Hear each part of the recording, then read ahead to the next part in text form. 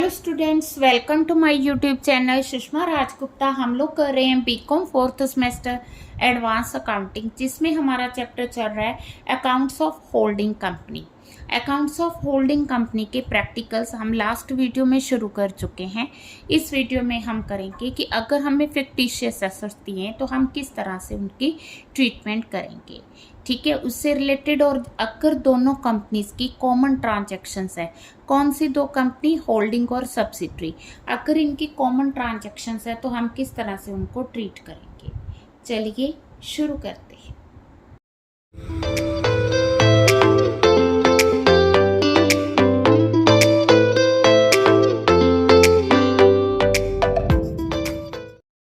हाँ जी, अगर हमें फिक्टिशियस एसेट्स दिए सब्सिडरी कंपनी के, तो फिक्टिशियस एसेट्स कौन से, जैसे discount on issue of shares हो गया, डिबेंचर्स हो गया, अंडर राइटिंग कमीशन हो गया, प्रीलिमिनरी एक्सपेंसेस हो गए। तो वो फिक्टिशियस एसेट्स अगर आपको बैलेंस शीट में दिए हुए हैं तो वो सब्सिडरी कंपनी के हैं। तो हम लोग क्या करेंगे, जो सब्सिडरी के कैपिटल प्रॉफिट है ना, उसमें से उसको माइनस कर देंगे। अगर सब्सिडरी की कैपिटल लॉस है, लॉस में प्लस करना है, प्रॉफिट है तो माइनस करने हैं, ठीक है।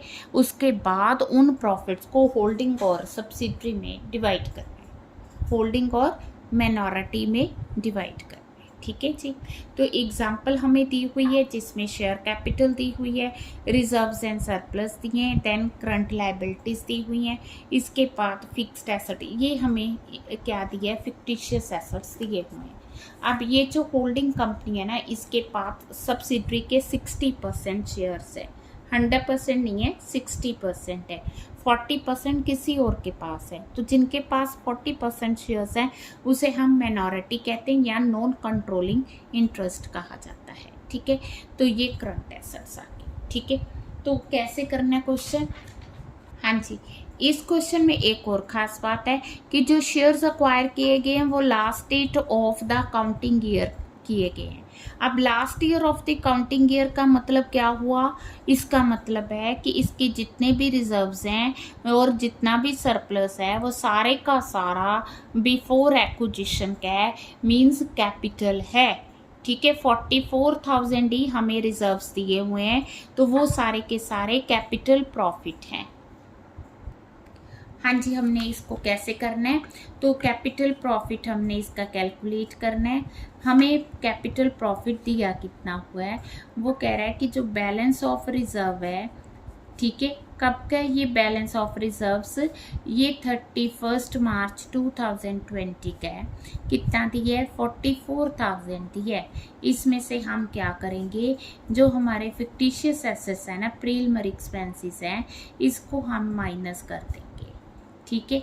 कितने के हैं, 10,000 के। तो ये आ गया हमारे पास 34,000। ये कैपिटल प्रॉफिट हम लोग क्या करेंगे। अब इस क्वेश्चन में हमें कुछ कैलकुलेट करने की ज़रूरत नहीं है, 3 मंथ्स है, 9 मंथ्स है, या 4 है, 8 है, बिकॉज ये सारे के सारे कैपिटल प्रॉफिट है।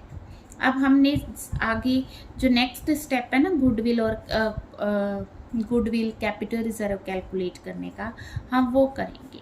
हमारी जो कॉस्ट ऑफ इन्वेस्टमेंट दी हुई है 1,62,400 दी है, और paid up value of shares हमें कितनी दी हुई है, paid up value of shares हैं जो उसने एक्वायर किए हैं 2 लाख का 60%, दैट इज़ 1,20,000। और ये जो कैपिटल प्रॉफिट थे ना, इसमें होल्डिंग का शेयर कितना है, 34,000 का 60%, इट इज़ इक्वल टू 20,400। और माइनॉरिटी का शेयर कितना है, माइनॉरिटी का शेयर आएगा 13,600, ठीक है जी। तो इसमें हमने प्लस करना होता है किसको, कैपिटल प्रॉफिट शेयर को, दैट इज 20,400, टोटल इज 1,40,400। तो इन दोनों का जो डिफरेंस आएगा, वर्थ थी उसकी इतनी, हमने पे किए इतने, ये जो डिफरेंस आया दैट इज कॉल्ड गुडविल, ठीक है जी। ये आ गई हमारी गुडविल। अब हम किसका, नॉन कंट्रोलिंग का शेयर कैलकुलेट करेंगे। तो जो नॉन कंट्रोलिंग है उसका शेयर कितना आ रहा है, उसका शेयर पहले तो हम paid up value of shares की लेंगे। Paid up value of shares आ गई 40% किसका, 2 लाख का, इक्वल टू 80,000 प्लस इसमें करेंगे कैपिटल प्रॉफिट का शेयर। कैपिटल प्रॉफिट का शेयर आ गया 13,600, टोटल आ गया 93,600, ये आ गया मिनॉरिटी का शेयर। ठीक है जी। हाँ जी, ये वाला क्वेश्चन बहुत सिंपल है, सिंपल है, ठीक है ना। क्यों? क्योंकि इसमें ना तो मंथ्स का कोई है, ना ही हमें रेवेन्यू प्रॉफिट्स दिए हुए हैं। तो सबसे पहले परफॉर्मा आपने वही रखना है जो है इक्विटी एंड लायबिलिटी। अगर मैं नहीं भी लिखूं तो भी आप लोगों ने परफॉर्मा प्रॉपर करना है, ठीक है, अदरवाइज जो है मार्क्स कैंसिल हो जाएंगे। शेयर होल्डर्स फंड आ गया, then share capital. Share capital हमें दी हुई है 5 lakh rupees. Reserves and surplus हमें दिए हैं, ठीक है, 5 लाख ही दिए ना, तो 5 की 5 इसकी आ जाएगी। रिजर्व्स भी हमें 1 लाख दिए हुए हैं क्वेश्चन में, हमने एज इट इज ले लिए। इसके बाद हम नॉन कंट्रोलिंग इंटरेस्ट लेंगे, वो हमें कितना दिया हुआ है, नॉन कंट्रोलिंग हमने खुद कैलकुलेट किया है 93,600। ठीक है जी।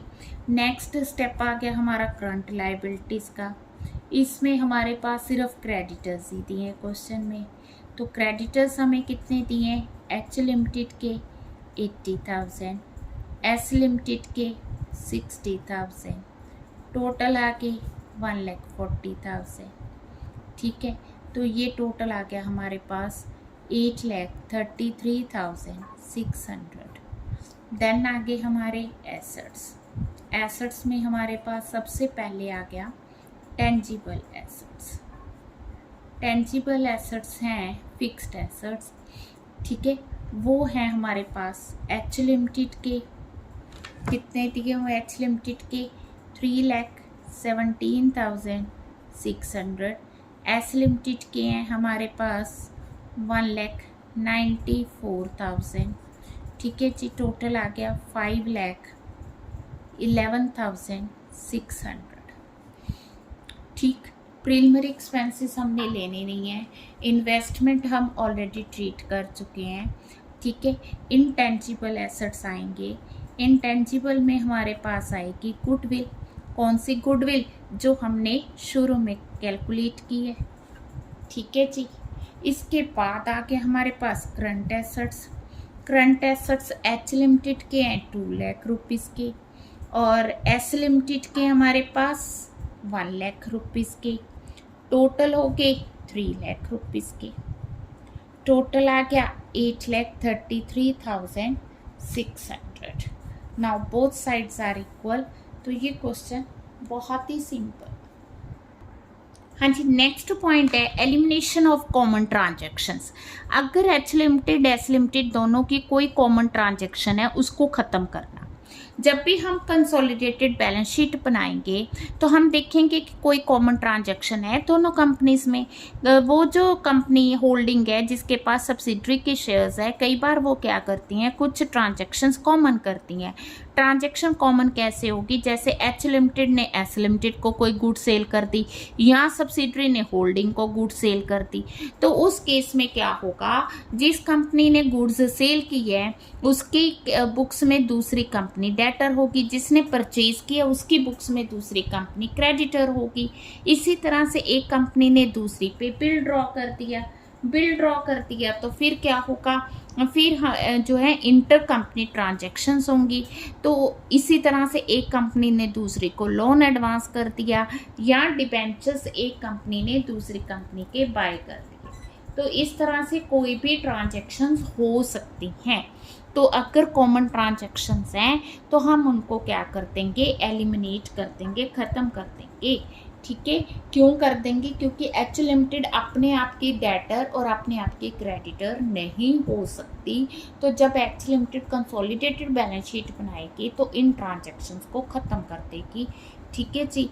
अगर गुडविल हमें बैलेंस शीट में दी हुई है सब्सिडरी कंपनी की, तो होल्डिंग की गुडविल के साथ ही इसे शो कर देंगे, मींस ऐड कर देंगे। बट अगर एक कंपनी का कैपिटल रिजर्व है, दूसरे की गुडविल है, तो उसको एडजस्ट किया जाएगा।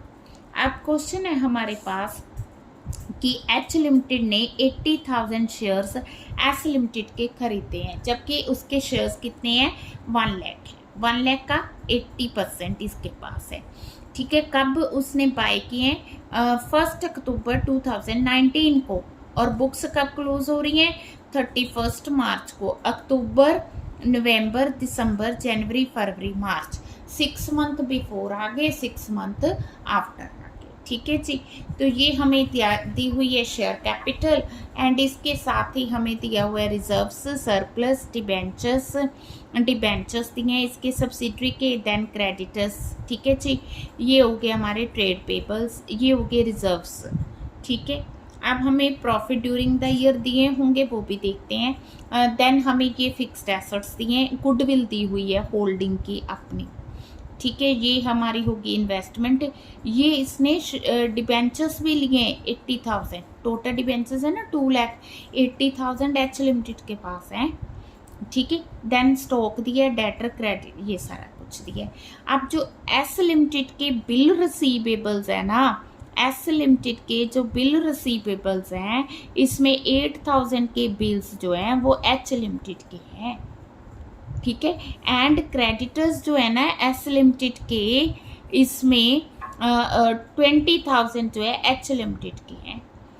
30,000 जो है ट्रांसफ़र की गई थी, 30,000 transferred by S limited from current year profit to reserves. तो कहने का मतलब ये है कि ये जो रिजर्व्स है ना, इसमें 120 जो है कैपिटल है, 30,000 करंट ईयर प्रॉफिट में से ट्रांसफ़र किया गया था, तो 30,000 इसके रेवेन्यू जो है रिजर्व्स माने जाएंगे। पॉइंट क्लियर हो गया, ठीक है। तो पहले हम अकम्पनिंग नोट्स करते हैं। हाँ जी, पहला पॉइंट तो यही आ गया कि ये जो रिजर्व्स दिए गए हैं 1,50,000, इस 1,50,000 में से जितने भी हमें रिजर्व्स दिए गए, ठीक है, रिजर्व्स दिए गए हैं 1,50,000, इसमें से 30,000 करंट ईयर प्रॉफिट्स हो गए, तो ठीक है। तो इट मीन्स कैपिटल कितने हो गए, 1,20,000, ठीक है। आप जो बाकी बचे हमारे पास कैपिटल प्रॉफिट ले रहे हैं हम लोग, पहले हम प्रॉफिट ड्यूरिंग द ईयर देखें। प्रॉफिट जो ड्यूरिंग द ईयर हुए हैं वो हैं, एक तो रिजर्व्स हो गए है ना 30,000, ये जो हमने अभी माइनस किए। दूसरा हमारे पास आगे जो हमारे पास सरप्लस दिया है ड्यूरिंग द ईयर 45,000 आ गया, दोनों को टोटल किया 75,000 आ गया। अब ये 75,000 जो है, ठीक है ना, 75,000 पूरे साल का है, तो इसमें से 6 मंथ्स के हो गए कैपिटल प्रॉफिट, 6 मंथ्स के हो गए रेवेन्यू प्रॉफिट, तो 37,500, 6/12, 37,500 रेवेन्यू प्रॉफिट्स। अब ये जो कैपिटल प्रॉफिट है ना हमारे पास 1,20,000, इसमें हम कैपिटल प्रॉफिट जो अभी मैंने कैलकुलेट किए है ना, ये वाले, ये प्लस कर देंगे 37,500, तो हमारे पास कैपिटल प्रॉफिट्स आ गए 1,57,500। अब ये जो कैपिटल प्रॉफिट आ गए, ये हमारे पास रेवेन्यू प्रॉफिट्स आ गए। आगे हमारे 2 स्टेप्स हैं, ठीक है। पहला स्टेप है कि इसमें होल्डिंग का शेयर और नॉन कंट्रोलिंग का शेयर कैलकुलेट करना है। होल्डिंग का शेयर कितना होगा, कितने परसेंट उनके 80% शेयर्स हैं, है ना, तो 80% शेयर्स हैं, तो शेयर कितना होगा 1,57,500 का 80%, तो ये आ गया 1,26,000, और नॉन कंट्रोलिंग का शेयर आ गया हमारा 31,500। समझ के इसी तरह जो रेवेन्यू प्रॉफिट्स है ना, उसमें हमें शेयर कैलकुलेट करना है। तो इसमें होल्डिंग का शेयर आ जाएगा 37,500 का 80% 30,000 आ गया, और नॉन कंट्रोलिंग का शेयर कितना आ गया 7,500। क्लियर है। अब अगला स्टेप हमारा आ गया क्या, एक तो हमने गुडविल और कैपिटल रिजर्व कैलकुलेट करना है। तो पहले हम देखेंगे कॉस्ट ऑफ इन्वेस्टमेंट क्या है, कितने के उसने शेयर्स खरीदे हैं, 8,80,000। ठीक है, क्लियर है। अब उनकी पेड अप वैल्यू क्या है, उसकी पेड अप वैल्यू है 8 लाख रुपीस। हम लोग इसमें क्या प्लस करते हैं, हम इसमें share of capital profit plus करते हैं। वो कितना आ गया 1,26,000। टोटल आ गया 9,26,000। हमने मतलब कि पे करना चाहिए था इतना, हम लोग पे कर रहे हैं इतना। इस बार फर्स्ट टाइम हमें क्या हो रहा है, कैपिटल रिजर्व यानी कैपिटल प्रॉफिट हो रहा है। ठीक है, ऑलरेडी हमारे पास गुडविल है, क्वेश्चन में दी हुई है। कितनी दी हुई है 1 लाख रुपीस। मैंने कहा था कि अगर गुडविल दी होगी तो हम उसे एडजस्ट करेंगे। तो गुडविल ज़्यादा आ रही है, रिजर्व कम आ रहा है, तो अल्टीमेट क्या मानी जाएगी, गुडविल मानी जाएगी। कितने की 54,000। ये पॉइंट क्लियर हो गया। ठीक है, नेक्स्ट हमने क्या करना होता है, नॉन कंट्रोलिंग का शेयर कैलकुलेट करना है। तो वो किस तरह से कैलकुलेट करेंगे, उसके लिए एक तो पहले हमें उसकी पेड अप वैल्यू का शेयर चाहिए। उसकी paid up value of shares आ गई कितनी 2 लाख।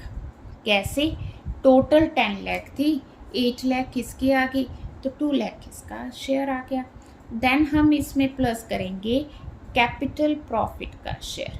कैपिटल प्रॉफिट में इसका शेयर है 31,500। फिर हम प्लस करेंगे रेवेन्यू प्रॉफिट का शेयर। रेवेन्यू प्रॉफिट का शेयर आ गया 7,500। तो जब हमने इनको प्लस किया तो ये आ गया 2,39,000। पॉइंट समझ के, तो 2,39,000 हमारी आ गई वैल्यू ऑफ नॉन कंट्रोलिंग। अब हम बनाएंगे कंसोलिडेटेड बैलेंस शीट।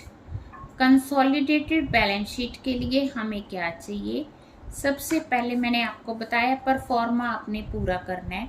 तो शेयर होल्डर फंड्स ऊपर आपने लिखना है equity and liability.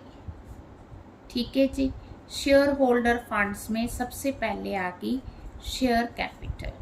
Share capital हमें दी हुई है होल्डिंग कंपनी की 20 लाख रुपीस।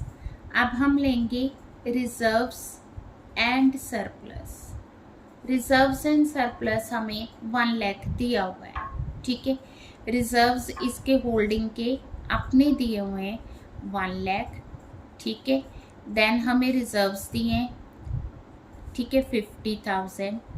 देन हमें दिए 30,000 जो हमने अभी शेयर कैलकुलेट किया था, जो सब्सिडरी में इसका शेयर बनता है। टोटल आ गया 21,80,000। अब इसमें नेक्स्ट हम लोग लेंगे नॉन कंट्रोलिंग का शेयर। नॉन कंट्रोलिंग का शेयर भी अभी हमने कैलकुलेट किया है, कितना किया है 2,39,000। नेक्स्ट हमारे पास आ गई non current liabilities. Non current liabilities में लॉन्ग टर्म बोरोविंग्स आ गई। लॉन्ग टर्म बोरोविंग्स हमें दी हुई है, क्वेश्चन में कितनी दी है, ये जो बोरोविंग्स दी है ना, ये हमें सब्सिडरी कंपनी की दी हैं। मैंने आपको पहले बताया कि इसमें से 80,000 होल्डिंग के पास है, तो ना होल्डिंग इसको एसेट्स लिखेगी और ना ही इसको लायबिलिटी साइड लेगी। तो हम लोग क्या करेंगे, जो 2 लाख है ना, इसमें से 80,000 माइनस कर देंगे, तो ये आ गया 1,20,000। Point clear. ठीक है जी। इसके बाद जो अगला स्टेप आता है हमारा वो है करंट लायबिलिटीज़ का, जिसमें हमने दोनों की करंट लायबिलिटीज़ लेनी है। ठीक है, तो हमारे पास पहले आगे क्रेडिटर्स हैं एच लिमिटेड के 4 लाख, एस लिमिटेड के 2 लाख, टोटल आ गया 6 लाख। ठीक है, इसी तरह से बिल पेबल एच लिमिटेड के 6 लाख, एस लिमिटेड के 20,000, टोटल आ गया 6,20,000। ठीक है जी, क्लियर है। अब एक और पॉइंट आ गया 6,20,000। ठीक है, 6,20,000 नहीं है ये जो 6 लाख आया ना, इसमें से जो म्यूचुअल ओइंग्स हैं उसको हमने माइनस करना है, जो इन्होंने एक, ठीक है ना, म्यूचुअल ट्रांजैक्शन जो हमें क्वेश्चन के शुरू में दी हुई है दैट इज ऑफ 20,000, वो हमने माइनस करनी है। तो ये आ गया 5,80,000। ठीक है, उसके बाद आगे बिल पेबल हमें एच लिमिटेड के दिए 20,000, एस लिमिटेड के दिए हुए हैं 10,000, टोटल आ गया 30,000। ठीक है जी, देखो अब उसने कहा है BR 8,000 accepted by H limited है और क्रेडिटर्स ये 20,000 है जो कि हमने माइनस करना था। ठीक है ना, अब मैंने कर दिया। ये 8,000 क्या होगा, बिल पेबल में से माइनस होगा। ठीक है, यहाँ बिल पेबल में से भी माइनस होगा और देन जो बिल रिसीवेबल्स हैं उसमें से भी माइनस होगा। ठीक है, तो ये 8,000 माइनस किया 22,000 आ गया। ठीक, अब इन सब का टोटल दिस और दिस, इन सब को हमने जब प्लस किया तो ये आ गया 31,41,000। ठीक है जी, हाँ जी। अब हम बात करेंगे टेंजिबल एसेट्स की। ठीक है, टेंजिबल एसेट्स में हमारे पास आते हैं सबसे पहले फिक्स्ड एसेट्स एच लिमिटेड के हमारे पास हैं 5 लाख, एस लिमिटेड के हैं 4,50,000, टोटल हो गया 9,50,000। इसी तरह से, ठीक है, फिक्स्ड एसेट्स में मशीन आ गई। इसी तरह से फर्नीचर आएगा। फर्नीचर हमें एच लिमिटेड का दिया हुआ है 20,000, एस लिमिटेड का दिया हुआ है 40,000, टोटल आ गया 60,000। ठीक है जी, टोटल आ गया 10,10,000। नेक्स्ट आगे इंटेंजिबल एसेट्स में हमने अब शुरू में क्या किया था, गुडविल कैलकुलेट की। गुडविल हमने कितनी कैलकुलेट की थी, 54,000। ठीक है जी, गुडविल आ गई हमारे पास कितनी, 54,000। ठीक है, हाँ जी। इसके बाद आ गया हमारे पास गुडविल के बाद इन्वेंट्री भी उसी तरह से हमें दी हुई है एच लिमिटेड और एस लिमिटेड की।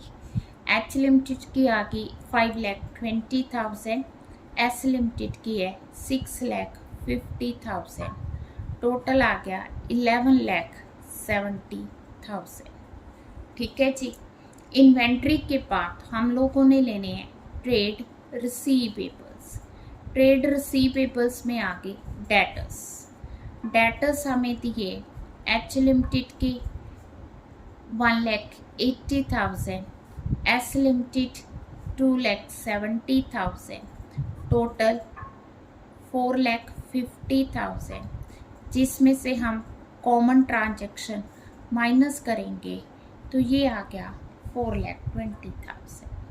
इसी तरह से बिल रिसीवेबल एच लिमिटेड के 10,000, एस लिमिटेड के 15,000, टोटल है 25,000, कॉमन ट्रांजैक्शन 8,000, तो तो ये रह गया 17,000, ये 20,000 है, ये 30 है, ठीक है जी।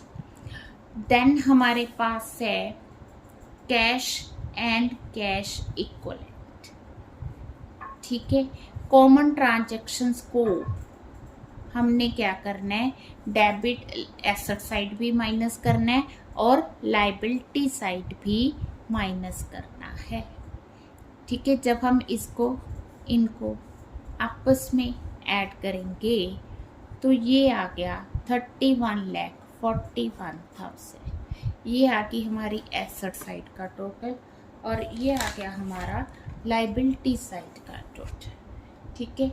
जो कॉमन ट्रांजैक्शंस है जो हमने यहाँ पे माइनस किए हैं ना, जैसे ये 20,000 यहाँ माइनस किया है, वो 20,000 यहाँ पे माइनस किया है। अगर हमने बिल पेबल में से 8,000 माइनस किया है तो यहाँ पे हमने क्या किया, 8,000 माइनस किया। तो कॉमन ट्रांजैक्शन दोनों साइड माइनस करनी है, ठीक है जी।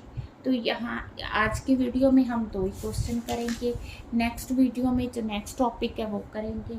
वीडियो अच्छी लगी वीडियो को लाइक करें, चैनल को अभी तक नहीं सब्सक्राइब किया तो ज़रूर सब्सक्राइब करें, वीडियोस को ज़्यादा से ज़्यादा शेयर करें। हमें